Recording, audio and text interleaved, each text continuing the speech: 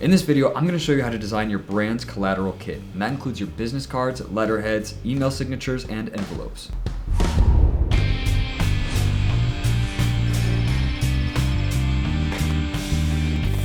Brand kits are present in almost every single business and represent an early opportunity for us to create a touch point with people we interact with. Primarily, brand kits need to be functional, but we have a lot of room here to interject some creativity and make it a unique experience. If you've been following along with the series, you might notice that this video is a bit more casual than the others.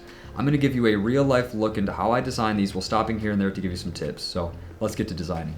So this is a part of the process where everything we've been doing previously is really going to come into play now and influence how we design these print materials. You can see right off the bat, I've pulled in our color palette studies, font studies, our logo design, our messaging, naming, our patterns template, and then this is the template we're going to be working off today, our print materials design template. I also pulled in the style scape that we started developing early in our process. We're going to be referencing this heavily when we get into design. If we open up these files in Illustrator, we can see my basic branded content design template. I've included this on my website for free at brycetufts.com under the resources tab. You can download this and follow along if you need to. Now, other files I've opened here are our logo design template, our font studies template, our color palette template, and our patterns storage. We're going to be using all of these files that we've developed in previous videos inside of here and merging them together to create our unique touchpoint experiences. Now, before we get to designing, the other thing that we want to look at is our stylescape. So this is something that we developed early in the process to give us an idea of what our brand was going to look like as a whole before we got into designing each of the individual touch points. The unique part of the stylescape is if we zoom in, we'll actually see that we've included some business card and collateral ideas inside of here that we can reference when building out our own. So the collateral piece that I like to start with is the business card, because the business card is simple. We're going to distribute it everywhere, and there's a lot of room for us to interject some creativity into this that's going to be seen by a lot of people. You can see in the stylescape, I pulled this guitar business card right here because I really want to emulate the feel of this. I want this business card to be more than just a business card. I want it to take some creative liberties. So after thinking about it, we are a helmet brand. The people in our brand that we're representing are going out there, they're having adventures, they're trying new things. I thought it'd be kind of cool to design our business card like a speeding ticket. Designing the business card after a speeding ticket is just going to give us an extra level of creativity and uniqueness that's going to draw people into the brand and make it more of an engaging experience. If we jump back into our file, you see that I've included several different business card artboards. I'm just going to be using one today. And I think actually, instead of going with this horizontal design, I think I'm going to flip this and maybe go with something vertical. So to do that, we're just going to switch this to 2 inches wide and 3.5 inches tall, and do that also on the back here. Now I'm going to go through all of my files, and I'm just going to pull all of the design assets I have from these into my design file so I can easily reference them and pull them in as needed.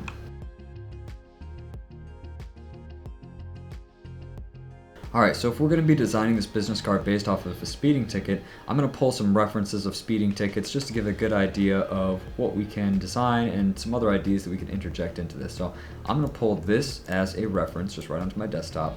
I'm going to look through and see if there's anything else that I feel like I can use. So this is some interesting elements that I like. I'm not seeing much else. Maybe we could use a little bit of this.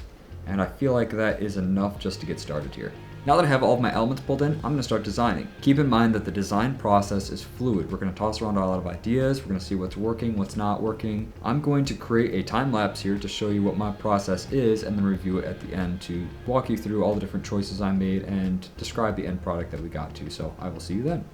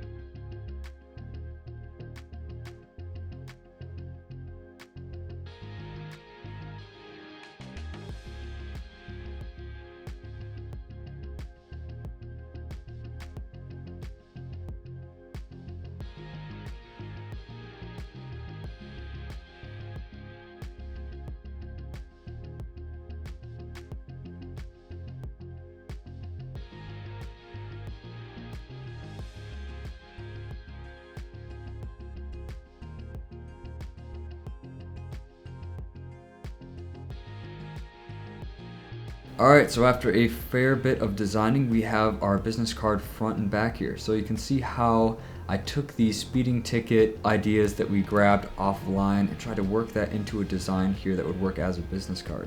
I thought this might be a bit more creative than just the traditional approach of putting information on in a logo, make it more interesting, make people remember it a bit more. But it's a creative way to include those functional elements that people need to know from a business card.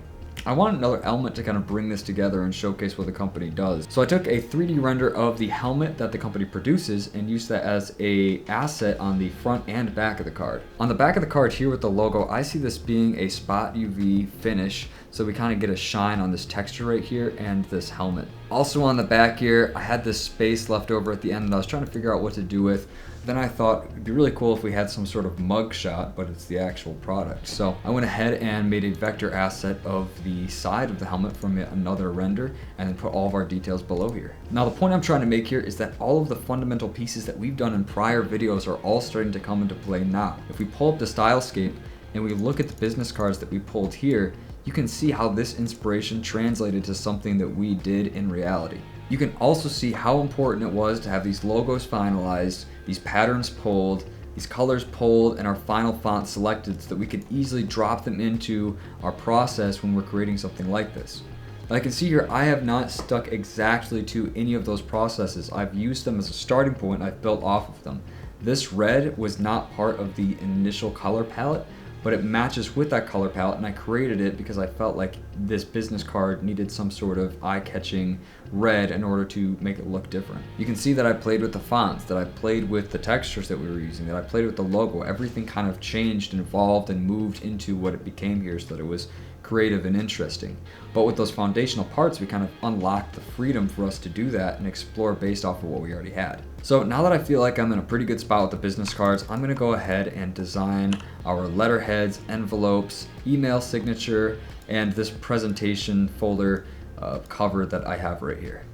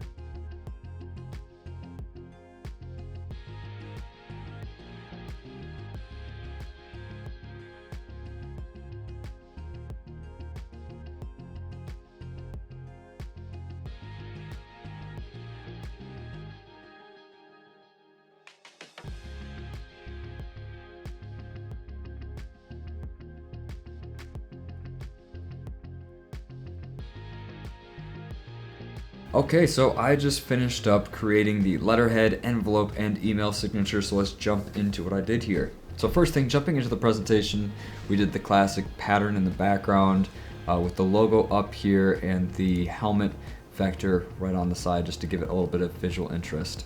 Now the placement of the logo is actually based off of the golden ratio.